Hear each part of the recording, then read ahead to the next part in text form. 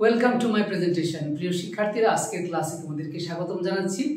তো আজকের ক্লাসটি ষষ্ঠ থেকে দশম শ্রেণী পর্যন্ত সবারই প্রয়োজন। সেটি হলো তোমাদের সিলেবাসে একটি অপশন রয়েছে চেঞ্জিং সেন্টেন্স। আজকে তোমাদের সামনে আমি আলোচনা করব চেঞ্জিং সেন্টেন্সের অ্যাফারমেটিভ থেকে নেগেটিভের নিয়ম। তো এই ক্লাসটি আমি আগে বলে দিচ্ছি, মিনিমাম 5টি ক্লাসে আমি নিব, অর্থাৎ ছোট ছোট আকারে স্টেপ বাই স্টেপ ভেঙে ভেঙে নিব, কারণ নিয়মের সংখ্যা মিনিমাম 20 থেকে 25টা হতে পারে। সেই জন্য আমি অর্থাৎ 5টি বা 6টি করে নিয়ম তোমাদের সামনে তুলে ধরবো। আজকে তুলে ধরবো মোট 6টি নিয়ম। তো প্রথমে আমি 3টি নিয়ম নিয়ে আলোচনা করছি, এরপরে আরও 3টি নিয়ম তোমাদের সামনে হাজির করব।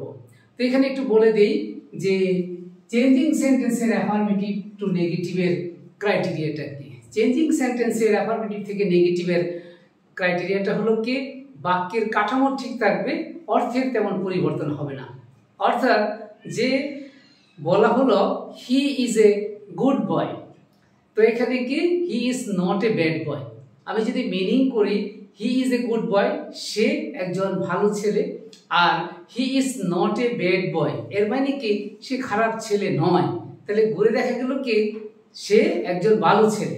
অর্থাৎ যে বাক্যের কাঠামোটাকে আমার নেগেটিভ হচ্ছে, কিন্তু অর্থের তেমন পরিবর্তন হবে না। তো কথা না বলে ক্লাসে চলে যাই। প্রথমেই দেখো, অ্যাফারমেটিভ সেন্টেন্সে যদি auxiliary verb am, is, are, was, were, shall, will, can, could, should, have, has, had এগুলা থাকে, তাহলে কি হবে, এই অক্সিলারি ভার্বগুলোর পরে নট বসাইতে হবে। তারপরে কি এই বাক্যের মধ্যে যদি অ্যাডজেক্টিভ বা অ্যাডভার্ব থাকে, তাহলে সেটার কি অ্যান্টোনিম বসবে, অর্থাৎ তার বিপরীত শব্দটা বসবে। তো প্রিয় শিক্ষার্থীরা, আমি অ্যাফারমেটিভ থেকে নেগেটিভের পুরো ক্লাসটি নেওয়ার পরে, অর্থাৎ এই অ্যাফারমেটিভ থেকে নেগেটিভের কিছু ওয়ার্ডের বিপরীত শব্দ উপরেও কিন্তু একটি ক্লাস নেব। তো এখন আমরা খেয়াল করি, ম্যান ইজ মর্টাল, তাহলে এটার নেগেটিভটা কি হবে, ম্যান ইজ নট, মর্টালের বিপরীত হলো immortal, I M, M O R T A L. খেয়াল করো, মর্টাল তার opposite word immortal. I shall always remember you, তাহলে এখানে কি আই, তারপর অক্সিলারি ভার্ব কি শ্যাল, নট। এখন অলওয়েজ এর বিপরীত হলো কি নেইবার, তারপরে কি রিমেম্বার, এর বিপরীত হলো কি ফরগেট, তারপরে যথারীতি অবজেক্ট। তাহলে কি দাঁড়ালো, I shall not neither forget you, আর অ্যাফারমেটিভে কি ছিল, I shall always remember you. তারপরে বাক্যের মধ্যে অক্সিলারি ভার্ব যদি না থাকে, তাহলে সাবজেক্টের পর টেন্স অনুসারে কি করতে হবে, ডু নট, ডাজ নট এবং কি ডিড নট বসবে, এবং ভার্বটা হবে কি সব সময় প্রেজেন্ট ফর্ম। ভার্বটা কি হবে, প্রেজেন্ট ফর্ম। তো কথা না বলে কাজে চলে যায়। হি ওয়ার্কস ফার্স্ট, খেয়াল করো এখানে ওয়ার্কস ভার্বের সাথে এস রয়েছে, তাহলে বাক্যটা হলো কি প্রেজেন্ট ইনডিফিনিট টেন্স। তাহলে প্রেজেন্ট ইনডিফিনিট টেন্সে কি প্রথমে সাবজেক্ট, আর ভার্বের সাথে এস বা এস থাকলে কি হবে, does not, he does not. আর ডাজ নট এর পরে ভার্বের সব সময় প্রেজেন্ট ফর্ম হবে, অর্থাৎ তার সাথে আর এস বা এস যুক্ত হবে না। হি ডাজ নট ওয়ার্ক, তারপরে ফার্স্ট এর বিপরীত হলো কি স্লোলি। তারপরে I so an honest man, তাহলে এখানে কি আছে, সো মানে বি2 ভার্বের পাস্ট ফর্ম। তাহলে ভার্বের পাস্ট ফর্মে কি এইটা হলো পাস্ট ইনডিফিনিট টেন্স এবং প্রেজেন্ট ইনডিফিনিট টেন্স, দুটো টেন্সে কি হয় না, অক্সিলারি ভার্ব বসে না। তাহলে এখানেও প্রথমে সাবজেক্ট আর পাস্ট ইনডিফিনিট টেন্সের অক্সিলারি ভার্ব হলো একটা, সেটা হলো কি ডিড। তাহলে আই ডিড নট, তারপরে সো এর প্রেজেন্ট ফর্ম হলো সি, অর্থাৎ কি আই ডিড নট সি। তারপরে অনেস্ট এর বিপরীত কি ডিসঅনেস্ট, আর ডিসঅনেস্ট এর কারণে এখানে হবে কি এ, ডিস অনেস্ট। এই যে এখানে এটা হলো কনসোনেন্ট, যার কারণে এখানে হয়েছে এ, আর এখানে এইচ এর উচ্চারণ সাইলেন্ট ছিল, যার কারণে এখানে হয়েছে কি এন। Dishonest man. আশা করি বুঝতে পেরেছো। তারপরে অ্যাফার্মেটিভ বাক্যে অনলি বা এলোন থাকলে সেই ক্ষেত্রে নিয়মটা হবে নিচের নিয়মে, মানে নিচের মতো। যেমন সৃষ্টিকর্তা আল্লাহ বা যদি গড বোঝায় বা কোনো ব্যক্তির নাম বোঝায় সেক্ষেত্রে হবে কি নান বাট। বস্তু বোঝাইলে হবে নাথিং বাট। বয়স বা সংখ্যার ক্ষেত্রে কি হবে not more than, not less than. তো উদাহরণ চলে যায়, only Allah can help us. তাহলে এখানে কি আছে অনলি, জাস্ট অনলিটার পরিবর্তে কি বসাবো none but. None but Allah can save us. অর্থাৎ আল্লাহ ছাড়া আর আমাদেরকে কেউ বাঁচাতে পারবে না, রক্ষা করতে পারবে না। আবার এখানে আছে কি মিনা এলন। এখানে একটা জিনিস মনে রাখতে হবে, আল্লাহ নাউন মিনাও নাউন। অনলিটা সাধারণত নাউনের আগে বসবে আর এলনটা বসবে কি নাউনের পরে, কিন্তু নান বাট বসবে বাক্যের আগে। তাহলে এই ক্ষেত্রে কি হবে none but Mina can do this. এখন লক্ষ্য করো, Kona has only a toy. টয়টা কি খেলনা, এটা একটা বস্তু। তাহলে সেই ক্ষেত্রে কি হবে কোনা হ্যাজ নট, কোনা হ্যাজ নট, কোনা হ্যাজ nothing but, কোনা has nothing but a toy। তারপরে কি আছে Rana is only 12 years old। তাহলে কি হবে নেগেটিভ করলে হবে Rana is not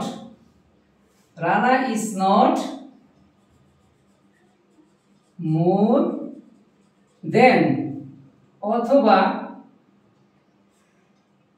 not less than 12 years old। তাহলে কি দাঁড়ালো যে Rana is not more than 12 years old, Rana is not less than. রানার বয়স 12 বছরের বেশি নয়, রানার বয়স 12 বছরের কম নয়। এর মানে কি রানার বয়সটা হলো কি 12 বছর।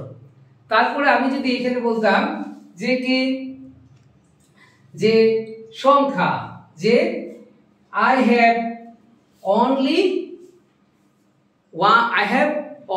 5 pens, তাহলে হতো কি I have not more than 5 pens অথবা কি not less than 5 pens। তো প্রিয় শিক্ষার্থীরা এখন আরো 3টি নিয়ম এখন আলোচনা করলাম, 1 2 3, আরো 3টি নিয়ম তোমাদের সামনে উপস্থাপন করছি। প্রিয় শিক্ষার্থীরা এখন তোমাদের সামনে 4 নম্বর এবং 5 নম্বর নিয়মের উপর আলোচনা করছি, ভালো করে লক্ষ্য করো।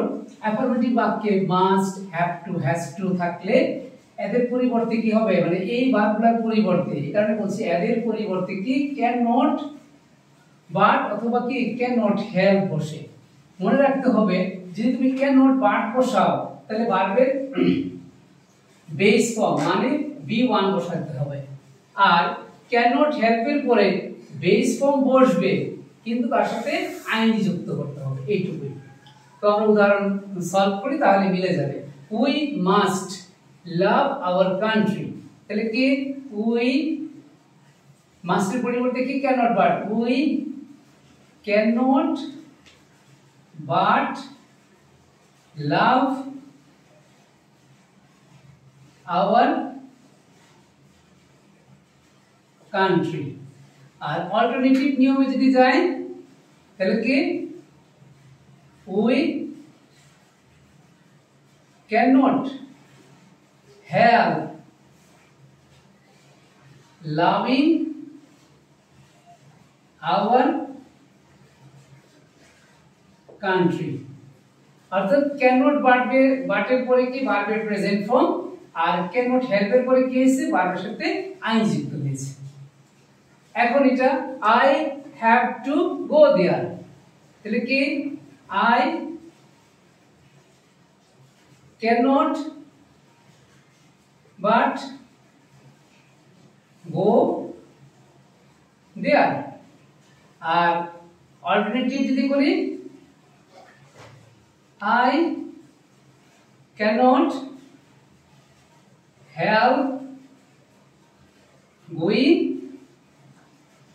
there। এক্ষেত্রে লক্ষণীয় বিষয় হলো তোমার কাছে কোন অপশনটি সহজ মনে হয় তুমি ওই নিয়মটাই ফলো করবে। তো লাস্ট নিয়ম, এভরি যুক্ত বাক্যকে নেগেটিভ করতে হলে এখানে দুটি নিয়ম, তোমার কাছে যেটা ভালো লাগে তুমি সেটাই ফলো করবে। আমি বুঝিয়ে দিচ্ছি। এভরি থাকলে এভরি এর পরিবর্তে হবে দেয়ার ইজ নো, তারপর এভরি এর সাথে একটা ওয়ার্ড থাকবে, বলছি কি এভরি এর পরের অংশ, মানে এভরি এর সাথে যে ওয়ার্ডটা থাকবে ওটা বসবে, তারপর বাট, তারপর বাকি অংশ, আর কোনো চেঞ্জ নেই। আর অথবা আরেকটা নিয়ম আছে কি এভরি এর পরের শব্দের পরে, মানে এভরি এর পরের শব্দের পরে এই নিয়মে যেখানে কি বাট বসাইছিলাম সেখানে কি বাটটা বসিয়ে হু ডাজ নট অথবা দে ডাজ নট বসিয়ে নেগেটিভ করা যায়। তো একটু ক্লিয়ার করে দেই, ব্যক্তি থাকলে হবে হু ডাজ নট যদি বাক্যটা প্রেজেন্ট ইনডিফিনিট টেন্স হয়, আর বস্তু থাকলে হবে দে ডাজ নট, মানে ডাজ নটটা শুধুমাত্র প্রেজেন্ট টেন্সকে ফলো করে আসবে। উদাহরণ সলভ করি, every mother loves her child. তো এক নম্বর নিয়মে যাই, কি বলা আছে এভরি এর পরিবর্তে কি there is no, there is no, তাহলে কি এভরি মাদার, তাহলে এভরি এর পরের শব্দ হলো মাদার, তাহলে দেয়ার ইজ নো মাদার, পরে কি দেয়ার ইজ নো মাদার, তারপরে সূত্র অনুসারে কি বাট, তারপরে কি বাকি অংশ, কোনো চেঞ্জ নাই, লাভস হার চাইল্ড। তারপরে অল্টারনেটিভ ওয়ে যদি আমি সলভ করি তাহলে কি হবে একই, এভরি এর পরিবর্তে কি হবে দেয়ার ইজ নো মাদার, এখানে কি বাটের পরিবর্তে কি বসাবো who does not, who does not, কিন্তু এখানে কি হবে লাভ, এখানে বাটের সাথে কিন্তু এস দিয়ে যুক্ত হবে না, লাভ হার চাইল্ড। আশা করি বিষয়টা বুঝতে পেরেছো। তারপরে every man wants to be happy, তাহলে আবার যথারীতি এভরি এর পরিবর্তে কি হবে দেয়ার ইজ নো, এভরি এর পরে কি man, there is no man, but তারপরে কি বাকিটুকু ওয়ান্টস টু বি কে হ্যাপি। আর অল্টারনেটিভ ওয়ে কি হবে এভরি এর পরিবর্তে দেয়ার ইজ নো, তারপর বাকি অংশ কি আছে ম্যান, ম্যানের পরে এখানে বাটের পরিবর্তে কি হু, তারপরে কি হু ডাজ নট কি want to be happy। তো প্রিয় শিক্ষার্থীরা, আশা করি এই পাঁচটি নিয়ম ভালো করে বুঝতে পেরেছো। তো আবার বলছি, আমি অ্যাফারমেটিভ থেকে নেগেটিভের উপরে 5টি অথবা 6টি ক্লাস লাগতে পারে, step by step part by part আকারে আমি তোমাদের সামনে তুলে ধরবো। এভাবে চেঞ্জিং সেন্টেন্সের যতগুলি অপশন রয়েছে সবগুলির উপরে আমি কি বিস্তারিত ক্লাস নেব, অর্থাৎ গ্রামার ক্লাসগুলি আমি এখন থেকে নিয়মিত কি আমার ফেসবুক পেজ এবং ইউটিউব চ্যানেলে প্রকাশ করব, এবং এই ক্লাসগুলির মাধ্যমে আশা করি তোমার অনেকটাই গ্রামাটিক্যাল বিষয় সলভ হয়ে যাবে। ধন্যবাদ, আজকে এই পর্যন্তই। আর একটা ক্লাস নিয়ে তোমাদের সামনে হাজির হবো। আল্লাহ হাফেজ।